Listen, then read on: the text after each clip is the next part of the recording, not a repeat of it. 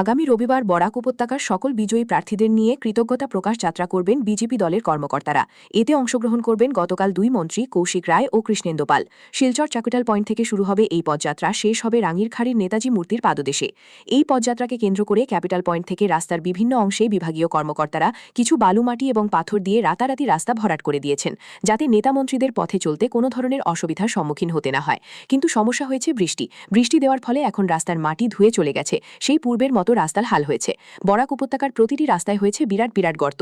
যান চলাচল সহ পায়ে হেঁটে চলাচল করাও রীতিমতো জীবনের ঝুঁকি নিয়ে এগিয়ে চলার মতো। অথচ বিভাগ রাস্তা ঠিক না করে যে রাস্তা দিয়ে নেতামন্ত্রী পদযাত্রা করবেন সেই রাস্তাটাই শাক দিয়ে মাছ ঢাকার ব্যবস্থা করছেন।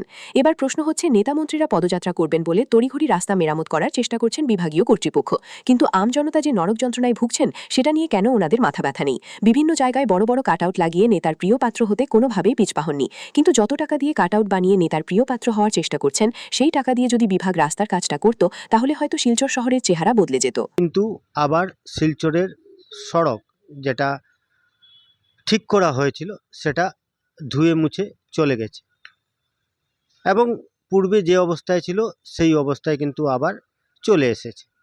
যাই হোক, যে কথাটা বলতে চাইছিলাম যে পদযাত্রাকে কেন্দ্র করে বিভাগীয় কর্তৃপক্ষ বালু পাথর বা মাটি দিয়ে যে গর্তগুলো ঢেকে দিয়েছিলেন, যাতে নেতা মন্ত্রীরা যারা পায়ে হেঁটে পদযাত্রা করবেন ওনাদের যাতে কোনো ধরনের কষ্ট না হয়, সেই নেতা মন্ত্রীদের চোখের সামনে নিজেকে ভালো করে তোলার যে চেষ্টা, সেই চেষ্টায় কিন্তু প্রকৃতি ছাই ফেলে দিয়েছে।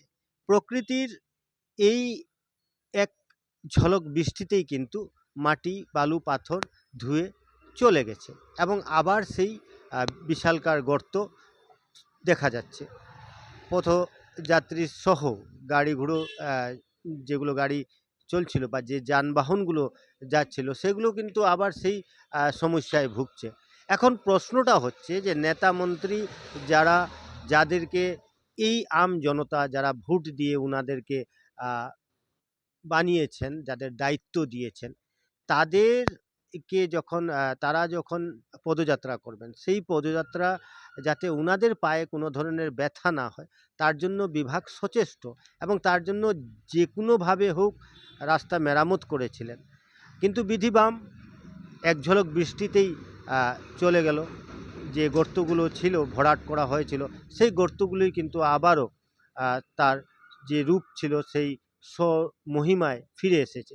তো এখন প্রশ্নটা হচ্ছে জনমনে যে নেতা মন্ত্রীরা যাবেন বলে বিভাগীয় কর্তৃপক্ষ শাক দিয়ে মাছ ঢাকার চেষ্টা করেছিলেন, আম জনতার কি কোনো মূল্য নেই?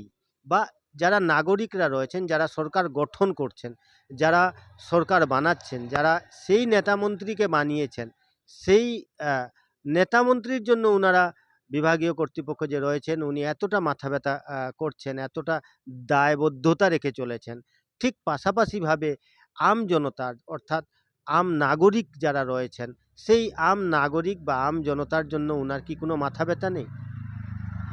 উনাদের দায়িত্বটা কে নেবে? আম জনতার দায়িত্বটা কে নেবে? বিভাগ যদি শুধুমাত্র নেতামন্ত্রীদের দায়িত্বটা নিয়ে নেন, তাহলে যারা নেতামন্ত্রী তৈরি করলেন, যারা সরকার গঠন করলেন, সেই সব ভারতের কাছাড় জেলার শিলচরের যারা নাগরিকরা রয়েছেন তাদের দায়িত্বটা কে নেবেন? সেটাও কিন্তু এখন প্রশ্নচিহ্নের মুখে দাঁড়িয়ে আছে।